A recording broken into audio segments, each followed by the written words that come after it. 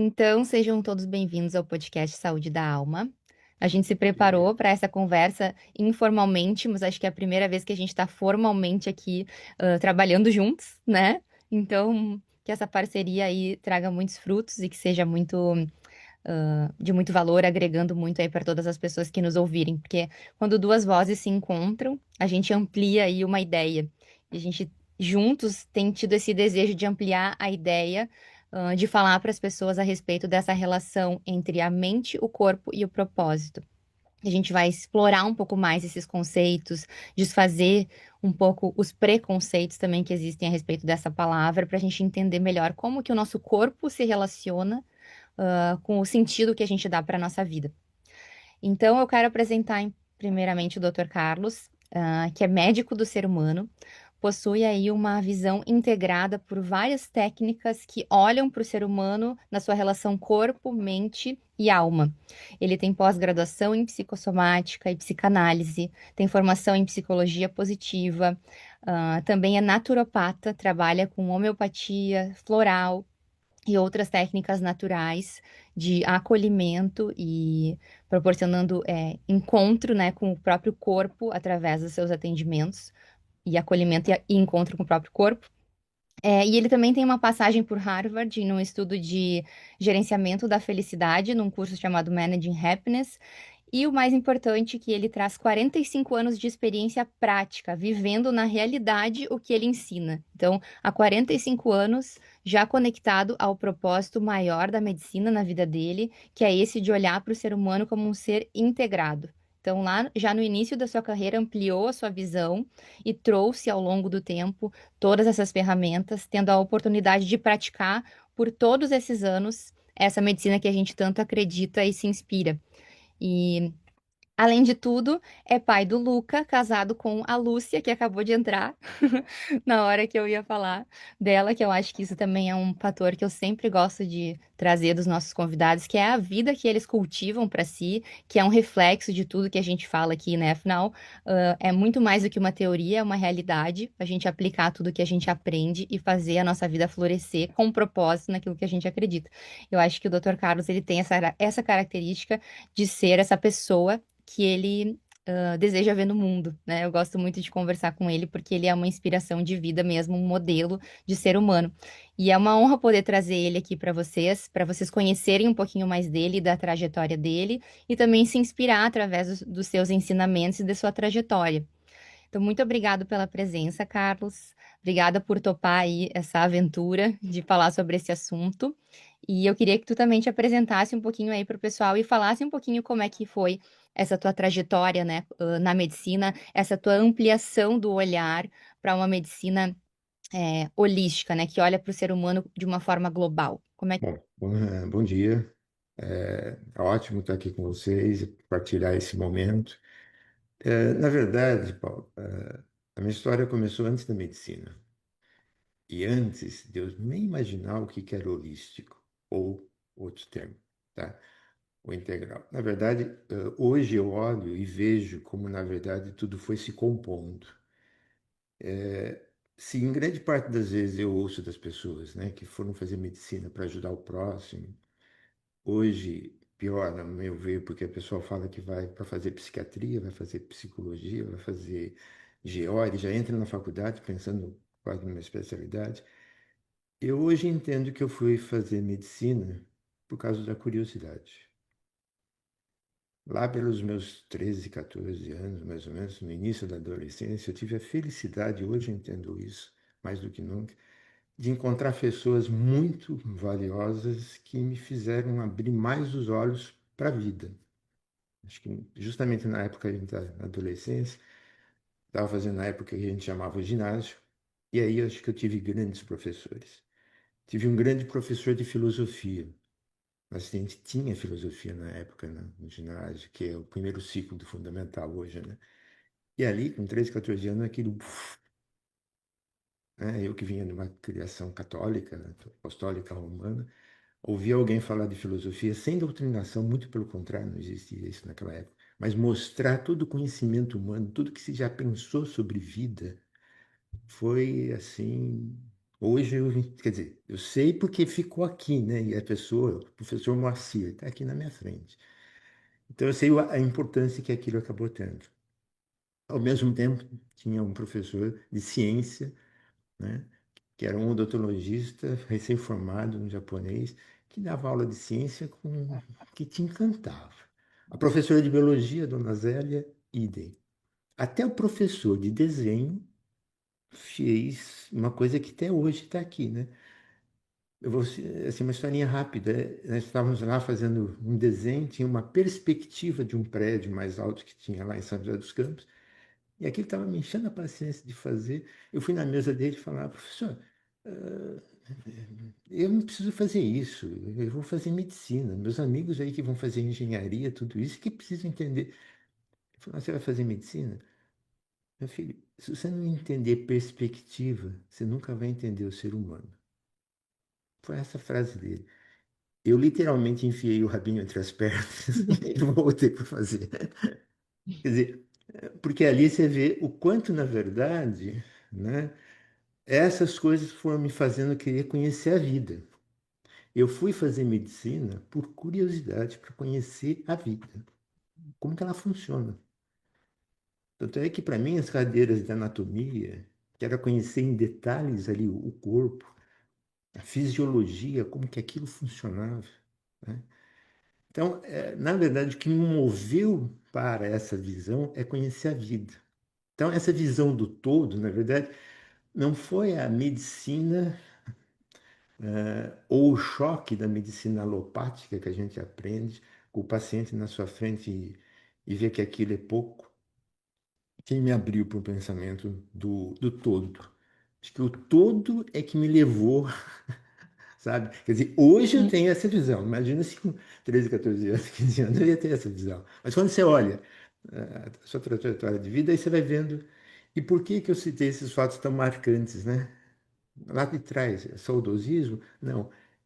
Por exemplo, minha professora de segundo ano primário é outra aqui, professor Lurdinha, 8 anos de idade, está aqui. Estava lá fazendo um problema de matemática, esquentando a cabeça, devia ser aqueles grandes problemas, né, com 8 anos de idade naquela época. Ela chegou para mim, o que está acontecendo? Eu falei, eu não consigo entender isso. Falei com ela virou para mim e falou, olha, garoto, se você não entender o enunciado do problema, você não vai resolver a situação. Sabe? Então, se você não entende o todo que está te sendo apresentado, tá? Você não consegue resolver qualquer situação em si. Tá? Então, a resposta foi um pouco mais longa, mas a ideia foi justamente essa. Eu acho que a visão de conhecer o todo da vida é que, na verdade, me levou a fazer medicina. Não a medicina que me fez, em certos momentos, pensar no todo. Tá? Então, acho que foi muito mais por aí que essa visão foi se compondo. Então, ela sempre esteve presente. Tanto é que eu fui construindo uma trajetória conforme eu fui percebendo as lacunas. Né? Quer dizer, tanto é que eu tenho um currículo que eu não segui um currículo tradicional, eu fui criando. Né? Conforme eu fui fazer a faculdade, tá bom, eu recebi um monte de informação fascinante, tudo isso, mas ali eu já via que estava faltando coisa, né? E aí sentava, vinha o paciente mesmo nos primeiros atendimentos como estudante, ele te falava algumas coisas, você virava o professor, isso que ele falou, não, não, esquece, isso não tem importância. Mas como não tem importância? Ele está falando, ele está sentindo, ele falou sozinho. Não, não, pensa no que ele está falando da dor dele, coisa. Tá, estou pensando, mas, sabe? Então você vai vendo que falta coisa. E aí foi essa sequência de ir para uma psicossomática que já era uma visão, né, vamos dizer, acadêmica de conhecer o todo, né? Aí então você se encanta mais ainda por psique, e aí eu fui fazer a formação em psicanálise, tá? A homeopatia era lá de trás, da faculdade eu sabia, eu já sentia que só a alopatia não resolvia. Tanto é que tinha um grupo de estudos no primeiro ano de clínica médica em Botucatu, de homeopatia. Eu comecei a entrar no grupo de estudo, mas não dá, né? É R1 e ainda querendo fazer curso de... não dava. Então, ela foi ficando para depois dessa história toda. E aí que eu fui fazer também. E surgiu ao mesmo tempo, por essas coisas do maestro, né? Os florais para fazer na mesma época. Então, essas coisas foram se completando e eu fui preenchendo essa lacuna na formação. Mas, ao meu ver, porque eu tinha essa visão desde sempre, vamos dizer assim, do todo, da vida. Como que a vida funciona. E acho que eu vejo isso na hora que o paciente senta na minha frente. Que eu cada vez mais estou colocando o cliente sente na minha frente. Porque acho que a partir do momento que a gente chama de paciente, lá no inconsciente, a gente já está chamando de doença. E a gente já está olhando para procurar o diagnóstico. Então, assim, sem a gente perceber, pela estrutura que a educação, a cultura vai nos colocando, a gente vai para o miúdo sem ver o todo.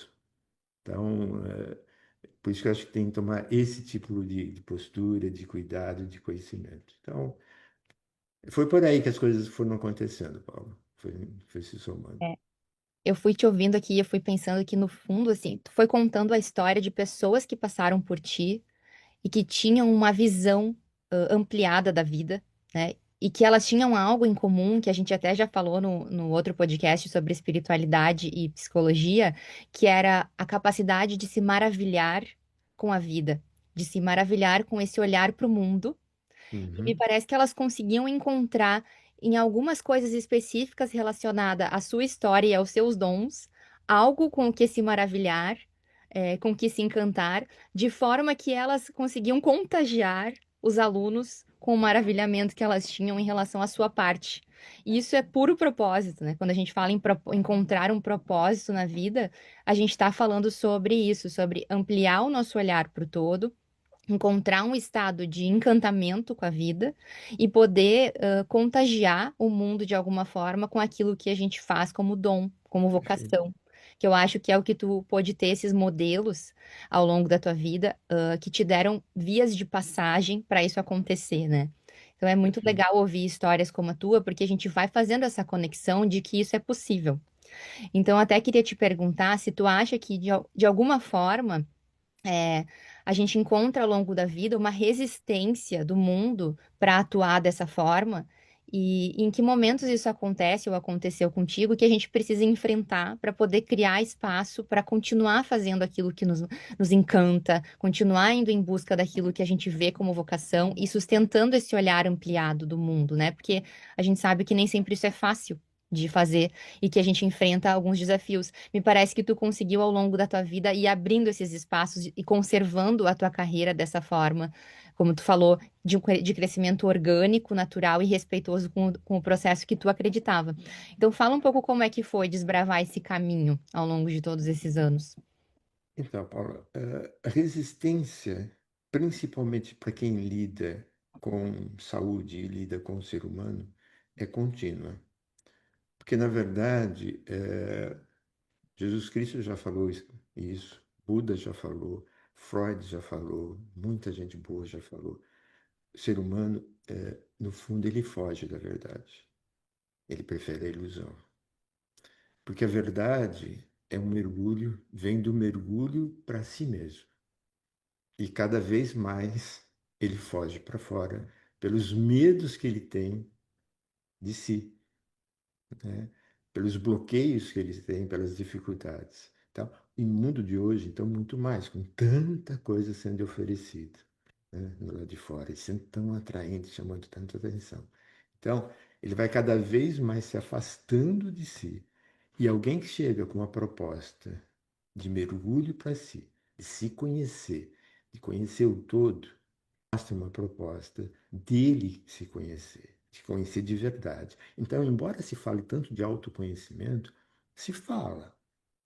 É legal, é bonito, as pessoas até querem tudo isso, mas a hora que você. Vamos? Então, a resistência sempre vai acontecer e sempre foi acontecendo, tá? Então, ah, ela está sempre presente. E a forma que eu fui realmente lidando com ela lógico, é ouvir primeiro o que as pessoas trazem em primeiro lugar, tá? Mas, por mais que, por um aprendizado, por uma questão, tudo isso, a gente vai fazendo perguntas meio que diretas, né? Que fazem o cara parar e falar, putz, me pegaram na curva aqui e agora eu comigo mesmo, tá?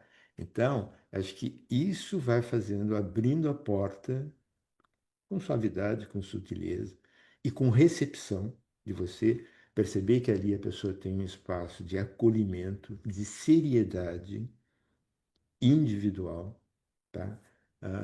Para que ela então aí possa aos poucos ir também se sentindo à vontade de ir se abrindo. E acho sobre si próprio. Já aconteceu uma vez, até no consultório, em São José, eu tinha um consultório que tinha uma salinha para o paciente se trocar, tudo isso, e tinha um espelho. Já aconteceu uma vez de uma paciente que assim, veio a intuição, eu coloquei, abri a porta, chamei ela, abri a porta dessa salinha e falei, olha nesse espelho. E ela olhava, depois ela olhava para mim e não queria olhar. Olha, né? Quer dizer, justamente por causa disso, a dificuldade que ela viveu ali. Mas depois ela deu um retorno quando ela voltou. O quanto aquilo, embora tenha sido difícil para a Chuchu, e ela só conseguiu fazer porque tinha alguém ali dando apoio para ela, uma presença ali, né? O quanto aquilo foi tão importante para ela, tá? Então, a resistência vem daí, do ser humano lidar com ele próprio. Uhum. Pensando que acho que o que tu tá falando aqui é da gente poder dar um novo conceito para saúde, em relação àquele que a gente aprende como óbvio nas nossas faculdades tradicionais, né? Que é a ausência de doença, que é aquele corpo onde até o profissional de saúde ele exerce um certo controle, né? Ai, agora eu tiro essa doença com a mão, agora esse aqui eu manejo com um remédio ou com uma intervenção. Ok, isso tem um lugar de importância, acho que a gente nunca pode negar, mas é que indo muito além disso, acho que ampliando o nosso olhar, saúde é muito mais do que só isso, né? E tá também relacionado à forma como a gente se reconhece como ser humano, corpo, mente e espiritualidade. E eu acho que o que falta na formação profissional de saúde é essa parte ampliada. Então, é como se a gente olhasse só para uma parte da saúde, a gente olha para a saúde fragmentada e fica faltando na formação profissional toda essa outra parte de conexão de todos esses pontos, como tudo isso se conecta. Então, eu queria te pedir para falar para gente, assim, na tua visão, qual é a tua visão de saúde, mente, e corpo, ampliada por esse olhar que tu traz ao longo da tua vida? O que significa a gente viver com saúde, encontrar essa saúde e se apropriar disso, como tu disse, né? Olhar para isso. Para que tu acha que as pessoas precisam olhar para si? De que forma isso acontece na prática? Então, eu acho que a nossa formação como médico, como psicólogo, como dentista, como área de saúde, hoje eu fico à vontade de dizer isso, parece que até pode parecer prepotência, até o que eu vou dizer. Está totalmente equivocado. Em primeiro lugar, a gente tinha que saber quem é o ser humano. Mas as escolas de formação para a saúde não tinham que ir direto em saber a quem é doente. Você tinha que conhecer primeiro quem é a vida, quem é o ser humano. Tá? Quer dizer, a gente tinha que entender primeiro o que é saúde para depois entender o que é doença. Tanto é que a Organização Mundial da Saúde não faz muito tempo que conseguiu dar uma definição para a saúde, que é essa atual que está aí. Não faz muito tempo isso não, gente. Não é um século, não. Faz 20, 30 anos, se tanto que eles conseguiram. Quer dizer, é estranho, né? Se falar tanto de saúde e você não conseguir definir o que é saúde. Porque eu acho que se perdeu muito, na verdade, a ideia do que é vida. Acho que, em primeiro lugar, né, é isso que tem que ser desenvolvido, que é vida. E aquilo que você falou no início, o maravilhar-se com a vida.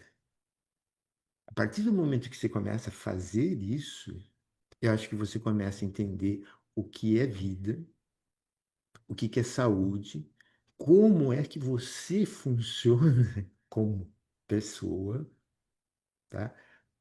E aí você consegue, acho, começar a integrar melhor esse ser, que é corpo, né? Que é mente, que é além dessa situação toda, tá? para não ficar essa coisa fragmentada. Então, hoje, por exemplo, se encontra dentro da própria área da medicina um grande predomínio hoje, pelos conhecimentos que estão aflorando, do mental, do cérebro. No cérebro está tudo. Né? Como eu já vi alguém recentemente falar, as emoções estão todas no cérebro, o cérebro comanda a gente. A gente, não, peraí, não é tá aí, não está aí, não. Não está aí, tá certo? Tá? Então, essa visão, né, mente, corpo, espírito, propósito, na verdade, isso é para ser trabalhado sempre num conjunto. Porque a partir do momento, por mais encantador que seja alguma coisa de um para outro, tá? Você acaba ficando fixo num ponto. Então, eu acho que o que que é que você me perguntou, o que que é saúde? Honestamente, não é fácil responder. Para mim, hoje, saúde é você estar encantado ainda de estar vivo. Esse sentimento de você falar, não, não é que só estou vivo aqui, eu estou encantado de estar aqui. Isso te dá um sentimento. Em termos de palavra, eu acho que é difícil colocar realmente em palavra o que que é, né, o estado de saúde. Mas hoje eu entendo, eu vejo assim, você não só perceber que você está vivo, você está encantado de você estar vivo. Da maravilha que é. E a maravilha que é você estar integrado ao mundo. Você olhar para a natureza, né, para uma florzinha miúda e falar, isso é saúde, sabe? É um estado contínuo, não é um estado fixo. É um estado que você vai se modificando, aquilo, mas é aquilo que quando você brilha os teus olhos e brilha o seu interior, vivendo aqui no momento, você está integrado, você olha, né? E de repente algumas coisinhas que parecem, né? Outro dia eu estava fazendo uma caminhada aqui, esse final de semana. Passei perto de um pé de magnólia, daqueles enormes que tem, e estava vendo ali aquela sementinha dentro do casulo, como que ela brota, aquilo todo aveludado. Falei, cara, olha só. Quer dizer, né? E aquela sementinha daquele jeito, um montaço daquilo. Falei, olha o poder que isso tem. A magnólia, aquela baita daquela flor. Isso é saúde. Você viver esse momento, tá? Então, é como E melhor definir. as magnólias aqui da Georgia, eu nunca vi nada tão lindo, eu acho. É muito lindo. Uma árvore, quanto de semente tem naquele casulo? Quantas árvores estão ali? Quer dizer, você vê ali a abundância da É, vida, a é. força da vida. E essa força, foi o que foi no domingo isso. Essa força da natureza, de uma árvore daquele tamanho, de uma sementinha daquela, dá tanta coisa, é a força que todos nós temos. Uhum. Então, isso é vida, isso é estado de saúde, vamos dizer assim, tá? E eu fiquei te ouvindo falar, eu fui me lembrando de muitos conceitos da medicina ayurvédica. E a Thaís até tá aqui, que ela também é estudiosa dessa área, e eu adoro, que tem o conceito do prana, né? O prana é o conceito de vida, de vitalidade, né? Então, através da respiração, através da circulação do sangue, da vida que corre na gente, que se renova, a gente ativa esse prana, essa vida. E tudo que tem prana e é vivo, renova também a vida em nós e reflete essa vida que a gente é. E eu acho que tem muito a relação com o estado de saúde, esse estado prânico, né? Esse estado vivo mesmo que ativa na gente quando a gente está em movimento, quando a gente está em conexão com algo maior, quando a gente está, enfim, vivo, né? Encantado pela vida, se conectando, sentindo esse amor, essa comunhão com o planeta, com esse lugar ao qual a gente faz parte, né?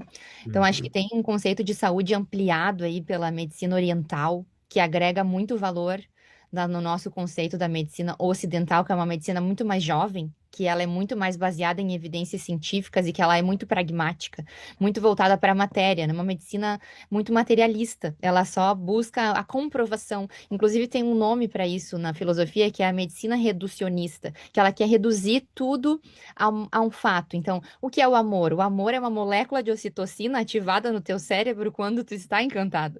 Então, a gente tem esse lado, né? Mas a gente também tem o outro lado, que é o lado simbólico e que é o lado também afetivo, que é o lado da consciência, que é o lado espiritual, que é o lado do invisível, que é o lado cósmico. Então, eu acho que a integração disso que a gente faz nesse nosso encontro até aqui, né, como médicos que têm uma formação tradicional e que inclui esse olhar, eu acho que tem muito a agregar para o mundo.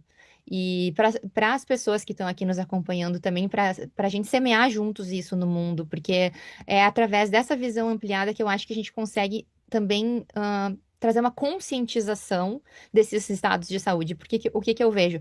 Que muitas pessoas elas ficam fixadas no conceito tradicional, então no momento que elas têm uma doença, que elas têm um sintoma, que elas têm um problema de saúde, aquilo toma uma proporção tão grande da vida delas que elas deixam de se maravilhar, que elas deixam de buscar esse estado de prana, né, de vida, que ele pode acontecer em todas as situações, mesmo numa situação de doença, mesmo quando tu convive com o envelhecimento do corpo, né, com a perda de função.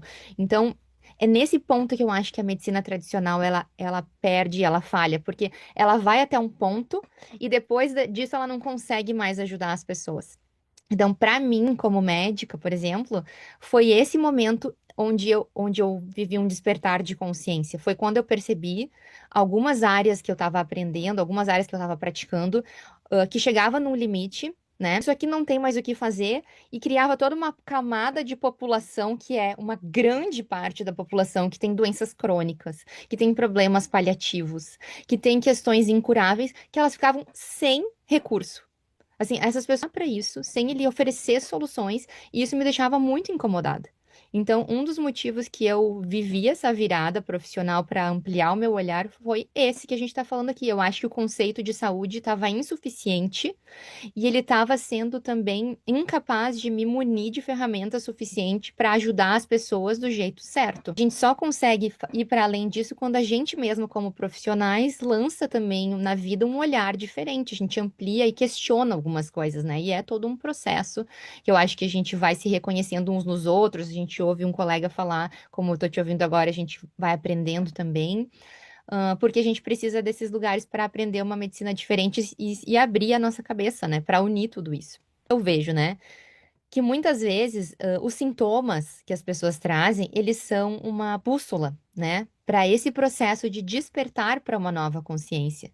Então a pessoa muitas vezes entra em estados de estresse que causam burnout, que causa uma gastrite crônica, uma tensão muscular, uma enxaqueca, um zumbido, como eu via muito na otorrino, e as pessoas pensam, tá, isso aqui não tem mais solução, mas na verdade isso é um caminho para uma mudança de consciência, para um despertar, para olhar para a vida de uma outra perspectiva. E eu queria que tu contasse um pouquinho sobre isso, assim, como é essa tua experiência de perceber os sintomas das pessoas, falando por elas, coisas que precisam ser ampliadas na sua visão sobre a sua vida, sobre o seu propósito, sobre o seu trabalho, sobre tudo, de uma forma geral. Primeiro, antes de responder a sua pergunta, se eu me perder, você me capta de novo. Na fala, é o seguinte: você vê o seguinte, eu te conheço pessoalmente há pouco tempo, mas eu sei o tamanho da sua colocação real e da sua visão de médica realmente como alma, como um todo do ser humano. Mas você vê, vou te mostrar um ponto como é poderoso a doutrinação que fazem com a gente. Essa medicina alopática que está aí, ela não é nem a convencional nem a tradicional. E olha o termo que você usa, medicina tradicional. Ah, sim, tem Você vê razão. como isso Eu está usei. lá no Não é a fundo, tradicional, porque é por a isso que eu toquei, convencional. nem é, né? É, É alopática, é organicista, Bacari. verdade. Tem Desculpe, razão. ela não é tradicional. A Ayurvédica chinesa, o que o Hipócrates falava, isso é da tradição. O que que é tradição? É aquilo que vem se mantendo e se mantém firme. Você não vai. Faz 100 anos que isso começou, esse movimento, se colocando tanto como dona do mundo, que foi criando instrumentos para medir o mundo dentro da própria visão dela. O que hoje se chama as pessoas, elas mesmas, se sentindo tão pequenas, como você bem colocou, reducionista, uma visão de medicina, de uma atuação reducionista que reduz o ser humano. E por isso que a hora que ele tem um problema, pode ser uma unha encravada, ou pode ser um tumor, ou uma doença neurológica, aquilo é tudo. Ele não consegue se perceber como um todo. A doença, né, menor ou maior, né, e as fotos, mas você está sofrendo tanto por uma coisinha tão pequena, uma unha encravada? Sim, mas a doença vira o todo para ele. E aí, né, ele se perde. Ele está tão pequeno que ele foi tão reduzido e foi vivendo aquela situação que a hora que ele tem algo, ele não consegue ver a dimensão maior que ele tem, da qual ele faz parte, e ter condições de lidar com isso, tá? Então, assim, respondendo a tua pergunta, o que que eu faço geralmente? Que for ficando instintivo, né? Acho que assim, automático, tá bom. Eu ouço os pacientes, vejo, detalho o sintoma que ele tem, tudo isso, tá? Mas num certo momento, que vai de cada consulta, sai a perguntinha clássica: quem é você? E é uma pergunta que eu faço olho no olho, geralmente.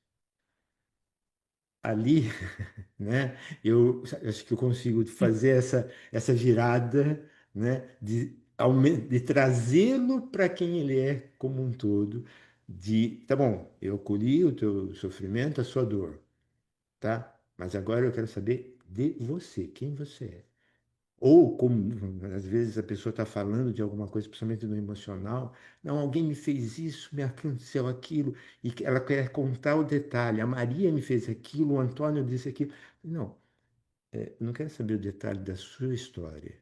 Eu quero saber o que você sente, o que você sentiu nesse momento, o seu sentimento, a tua emoção. Se foi a Maria, se foi o Antônio, se foi aqui, se foi em outro lugar, é você aí dentro. Então, acho que quando você faz esse processo, você traz o indivíduo para dentro, parece que fecha, mas na verdade você abre ele para o todo. Então, acho que são esses pontos que fazem com que você faça ter essa condição de virada da pessoa crescer e começar a se respeitar e a se buscar entender. Quantas vezes eu já vi pacientes que depois voltaram e falaram, doutor, só aquela pergunta que o senhor me fez, quem eu sou, tá? Ali eu já comecei, já mudou muita coisa. E a resposta que muitas vezes eu vejo, né? Sem contar que as pessoas ficam procurando, você vê os olhos dela procurando para todo quanto é lado, e a resposta que a gente frequentemente ouve é: nossa, que pergunta difícil. Mas, filho, perguntando só você, você. Mas a grande dificuldade que as pessoas cada vez mais estão tendo, né? De se ver, de se conhecer. Que interessante a gente pensar, porque essa pergunta que tu faz, quem é você? É uma pergunta, assim, essencial, né, primordial da vida, da constituição do self, que é um conceito até psicanalítico de construção do eu, que vai olhar para essa nossa necessidade humana de nos constituir como indivíduos e de ocupar um lugar no mundo que é só nosso. E isso, muitas vezes, a própria psicologia olha de uma forma separada também, mas na Uhum, verdade está relacionado com o nosso corpo.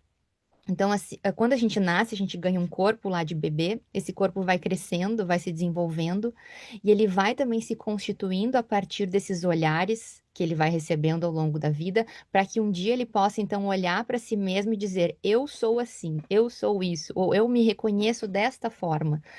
E para ele viver esse processo, né, de individuação, de constituição do self, é preciso que haja um ambiente minimamente saudável de nutrição. Então, ele tem que comer bem, ele tem que dormir bem, ele tem que brincar, ele tem que aprender a caminhar, né? A gente vai ao longo da vida atingindo marcos que estão relacionados entre o corpo, a mente e a nossa espiritualidade e a nossa alma. Então, até a gente chegar lá nesse momento para conseguir responder a pergunta do Dr. Ranzani com segurança, existe um caminho que precisa ser trilhado, que ele envolve também os hábitos, que ele envolve também a forma como a gente se relaciona com o corpo, a uma constituição de crenças, de autoimagem. Então, é todo um processo integrado, né, da vida que vai sendo vivido ao longo dos anos, que não é só separado lá no final numa resposta, né? Não é uma coisa individualizada. Então, por que que é tão difícil para a maioria das pessoas responder isso? Porque nós não temos essa consciência, até mesmo na hora de estruturar o mundo como coletivo, né, de oferecer os nossos serviços, o nosso trabalho, de ser pais, muitas vezes a gente não tem essa consciência de como esse mundo precisa ser para que os seres humanos cresçam de forma saudável, para que eles desenvolvam o seu self de forma saudável. Então, o que que acontece? Claro, a gente está falando aqui do ideal, né? A gente nunca vai atingir o ideal, mas o ideal seria se a gente pudesse viver num mundo onde todas as pessoas tivessem suas necessidades básicas, primordiais atendidas desde o início, onde houvesse um lar afetuoso e com um apego seguro para se crescer e se sentir amado, porque tudo isso é o que vai constituindo um self saudável. E quando a gente chega diante de um paciente e vê que ele não consegue responder essa pergunta e que até o corpo dele se estremece, ele se perde todo, né? Chega a mostrar ali que não, que ele se atrapalha com essa pergunta, é porque existe algo na história dele que precisa ser reintegrado através de um processo terapêutico, que é muito do trabalho do profissional de saúde. Então, no fundo, a gente, quando pega um paciente com um determinado sintoma, a gente tem uma oportunidade gigante de explorar com ele de forma multidisciplinar, né, multifacetada, uma reconstituição do self, um reencontro com ele mesmo, para que ele atinja naturalmente um estado de saúde, mesmo que ele precise conviver com algumas questões que fazem parte da biologia dele. Né, mas que ele se sinta saudável, que ele se sinta vivo, que ele se sinta conectado com a vida dele, com o corpo dele, apesar de todas as questões que fazem parte da existência humana, né? Então, acho que a gente está falando aqui de algo muito profundo, né? É por isso também que a gente vai longe e vai buscando umas âncoras para voltar, porque é uma coisa, assim, realmente encantadora e que precisava ser explorado aí com muita profundidade em muitos outros espaços de escuta e troca profissional para a gente poder oferecer um atendimento cada vez mais inteiro. Eu acho que esse é o objetivo, né, doutor Carlos? Sim, eu acho que a ideia é justamente que eu vejo que cada vez mais o trabalho da gente que fala em saúde, fala em ser humano, é por incrível que pareça, despertar a vida nas pessoas, né? As pessoas não estão prestando atenção na vida, tá? A tela, embora ela seja um ótimo canal, tá? Em compensação, ela oferece muita forma de você olhar para uma vida virtual, a vida dos outros, a paisagem que está na tela e não a paisagem que está aqui do seu lado. Então, eu acho que o X da questão, Paulo, em se falando em saúde, em bem viver, em viver bem, né, é ajudar as pessoas a perceber a vida, o brilho da vida, tá? Tem aquele estudo feito por aquela enfermeira canadense, australiana, fugiu o nome dela, que por acaso ela foi perguntando para as pessoas em alas terminais, né, se tinha alguma coisa que ela se arrependia já que ela estava, ou que ela queria fazer diferente. E ela começou a ouvir sistematicamente a resposta das pessoas, que elas se arrependiam de não ter vivido a vida delas. Uhum, Aquilo foi chocando tanto ela, porque não era uma, não era duas, era um monte. Tanto é que ela fez uma docência, um trabalho, depois publicou um livro, tudo isso. Justamente, a quantia de pessoas, essas estavam terminando a vida, então não tinha muito o retorno em si, tá? Mas quanto a gente pode lidar com pessoas que não chegaram a esse ponto, para as pessoas perceberem, na verdade, se elas estão vivendo realmente a vida. E se a pessoa ainda não está nem vivendo a vida, se ela não consegue nem se ver, como que ela vai falar em propósito? uhum, Porque o propósito tem a ver com você falar, pô, o que que eu estou fazendo aqui? Vim passear nesse planeta? Só? Mesmo que seja passeio, vai. Eu ocupo alguma coisa aqui. Eu tenho alguma. Não é que eu tenho algum. E muita gente fala, então não tenho alguma missão, eu tenho que descobrir como salvar o planeta, como curar o câncer. Gente, não é. Não é nesse nível. Alguns são. Tá? Mas agora, como que alguém pode olhar e falar qual é o meu propósito de vida, se ela não se vê? Se ela também ainda não vê o que que é a própria vida, né? Se ela tá, e isso cada vez se destaca mais quando as pessoas cada vez mais têm uma existência de superficialidade. Ela passa escorregando por aqui, sem aprofundar, sem viver, né? Então, Isso eu acho que é uma coisa importante de ser, eu digo resgatada porque a humanidade já teve isso muito mais presente. Acho que isso é importante quando a gente fala de saúde, quando existe assim, um respeito e uma vontade da vida humana ser melhor, tá? A gente lidar com essa situação de ajudar as pessoas a enxergarem mais, não só enxergar a força de expressão, sentir e perceber a vida. E Uhum, principalmente a vida no, em torno dele e, consequentemente, a vida dentro dele. Porque, como você colocou, eles se desesperam com a doença. uhum, Tá, a doença é algo limitante, dói, incomoda, tudo isso, mas o desespero é muito maior, porque aí o cara se percebe não tendo vivido. uhum, E esse é o nó principal. Quer dizer, o nó principal, já ouvi essa frase brilhante, tanta gente tem medo da morte, na verdade, o medo maior é de não ter vivido. Esse é o X.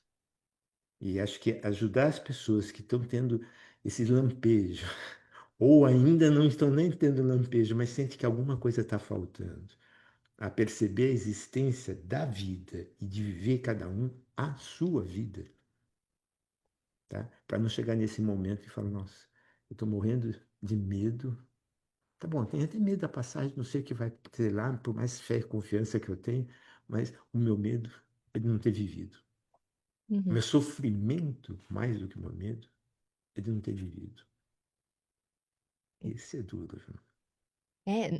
Acho que essa frase que tu trouxe agora, ela resumiu a nossa conversa no sentido que a gente está falando todo o tempo aqui, de a gente questionar uma visão de mundo que reduz a experiência humana à matéria. Então a gente está falando que a gente está sendo ensinado, talvez, por um mundo excessivamente materialista, que nós somos só a matéria. E que no momento que acaba a nossa juventude, a nossa saúde, que a gente se encaminha para o fim, nada mais serve, né? Nada mais importa. Então, quando a gente fala em questionar essa visão para integrar uma visão mais ampliada e mais holística, a gente está falando assim, olha, eu acho que o sentido da vida não é só a matéria, não é só o corpo. Eu acho que o corpo ele é um veículo para a gente viver experiências extraordinárias, para a gente viver experiências de conexão, para a gente praticar os nossos dons, a nossa vocação e fazer disso a nossa medicina, né? A gente Uhum. se curar através do trabalho, a gente se curar através da ajuda genuína às outras pessoas, do nosso serviço e fazer disso a nossa saúde, o nosso estado de saúde.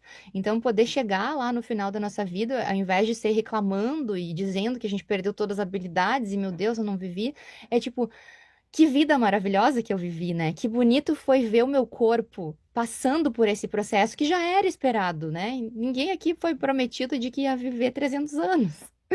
Então, que lindo é se maravilhar com o próprio corpo no processo, de envelhecimento e perceber que a vida valeu a pena, que foi deixada uma mensagem, que aquilo que a gente queria dizer foi dito, que a gente deu voz à nossa história e que a gente se reconheceu como parte desse todo, dessa orquestra, dessa etapa só, né? Porque a gente sabe que a gente é parte de uma etapa da humanidade bem pequenininha e que a gente deixa ali um pouquinho da nossa vivência e do nosso legado, e que eu acho que é isso que é o propósito de cada um, é a gente poder se reconhecer, como o Dr. Carlos falou hoje, e integrar no mundo como a gente é. Pergunta quem você é, eu acho que ela é a bússola para que cada um possa viver o sentido da sua vida, se sentir num estado de propósito, né? Entender o propósito da sua existência, da sua história, através desse autoconhecimento holístico, integrado, que a gente tanto falou hoje aqui. E já estamos nos encaminhando para o fim, porque já passamos uma hora aqui, mas eu queria pedir para o Dr. Carlos finalizar também nos falando aqui de que forma que ele acha que os profissionais da saúde podem cultivar esse olhar ampliado no seu dia a dia, na sua prática, na sua profissão. Como isso pode ser trazido, assim, na prática para quem está buscando mais por isso na sua vida profissional? Entender o seguinte, que por melhor que tenha sido a sua faculdade, por melhor que ela tenha te dado uma formação, ela te trouxe isso daqui, ó. É fundamental, tá? E eu acho que nisso, o médico, principalmente nos dias atuais, tem que descer do Olimpo, que o médico se coloca, em grande parte das vezes, como o dom, o Deus, né? O que resolve, salva vidas, né? Ele é um instrumento, né? Que bem trabalhado pode fazer muita coisa de positivo. Então, ele sair desse altar que ele se coloca, a sua própria sociedade coloca, né? Entender que o que ainda ele sabe, principalmente por mais que uma faculdade seja puxada, trabalhosa, longa, aqui nos Estados Unidos, mais longa até que no Brasil, é muito pouco ainda. Tem muita coisa para ele saber do ser humano, do indivíduo humano, tá? Então, esse restante de formação de sociologia, de filosofia, de música, de arte de uma forma geral, de arte de uma forma geral. Eu falei música primeiro porque acho que é o que mais me encanta, mas a arte de uma forma geral, tá? Quer dizer, da própria natureza em si, isso é fundamental. Não se limitar, né? Por melhor que seja a faculdade, por mais que você tenha sido brilhante e seu currículo seja brilhante, você se destaque como um profissional super bom naquilo, aquilo ainda é pouco. Tem uma frase do Adib Jatene que também me marca muito, e olha, era um cirurgião cardíaco, né, renomado. A frase é que ele diz o seguinte, que antes de o médico ser especialista em algo, ele tem que ser especialista em gente. Aí você fala, pô, cara, ser cirurgião cardíaco, cirurgião, materialista, né? Tá trabalhando ali com matéria, né? Mas você vê a profundidade de alma que era essa pessoa, para ele definir dessa forma. Então, o médico, antes de qualquer coisa, ele tem que ser especialista em gente. E para ser especialista em gente, você tem que ser especialista, vamos dizer assim, ser especialista no sentido de profundo conhecedor, em vida. Então, você tem que ampliar essa percepção, ir estudar outras coisas, ir compondo essa figura, né? Para realmente você cuidar de pessoas e principalmente, não só aliviador, né? Trabalhar para as pessoas desenvolverem não só saúde, mas principalmente a elas próprias, né? Então, acho que algo que vá por aí, e a gente tem conversado sobre isso, né, Paulo? Né, de projetos que a gente tem, né? Esse feliz encontro, né? Da gente ir criando também condições, acho que de oferecer um pouco desse sentido, né? Para as pessoas nessa área da saúde, em todas as áreas voltadas à saúde. E aí, eu te ouvindo falar, eu me dei conta que muitas vezes, né, para muitos médicos, poder ampliar esse olhar, incorporar práticas artísticas, incorporar o seu lado subjetivo, é o que vai dar sustento para o outro lado. É Perfeito. justamente através de sair desse pedestal que vai vir um alívio, né, de lidar com algo que tem tanta responsabilidade, que é tão difícil, porque até mesmo o médico, que é um ser humano também, precisa dos seus espaços de autocura, precisa dos seus espaços de integração, de autoconhecimento, de encontro consigo mesmo. É isso que vai dar sustento para uma prática profissional mais integrada também. Agradeço muito, Carlos, por ter dedicado esse momento aqui para gente, por ter trazido tua rica contribuição a respeito da tua experiência de vida e profissional. É, deixa também aqui para o pessoal o teu contato, para quem quiser entrar em contato contigo depois que ouvir essa conversa. Então, é uma delícia não só conversar, a gente trocar essa ideia e perceber que isso vai formando uma base, né, que a gente vai ampliando essa percepção do ser humano. E principalmente no mundo hoje, como ele está, ajudar isso a realmente fazer com que as pessoas se conheçam melhor, entendam melhor o que é a vida. Aí ela vai construindo a saúde do que ficar correndo atrás daquilo que ela já perdeu, que ela não Uhum. sabe nem direito o que é, né? Ela só sabe que está fazendo falta, tá? Muito obrigado, obrigado que os que estiveram aqui junto com a gente e os que vão depois assistir, né? Vai ser um prazer, né, a gente se reencontrar de novo. E esse projeto só está começando. Ele vai Vai crescer vir muita muito, coisa boa por aí, vai, sem com dúvida. Porque certeza. a ideia é justamente isso, a gente se unir para esse desenvolvimento humano. Obrigado. Isso mesmo. Obrigada a todas que nos ouviram. Quem quiser continuar nos acompanhando lá no Instagram, Doutor Carlos, o meu, estamos disponíveis também para ouvir, para trocar e contribuir cada vez mais em cima desse tema, de tudo isso que envolve a saúde com um olhar holístico e integral.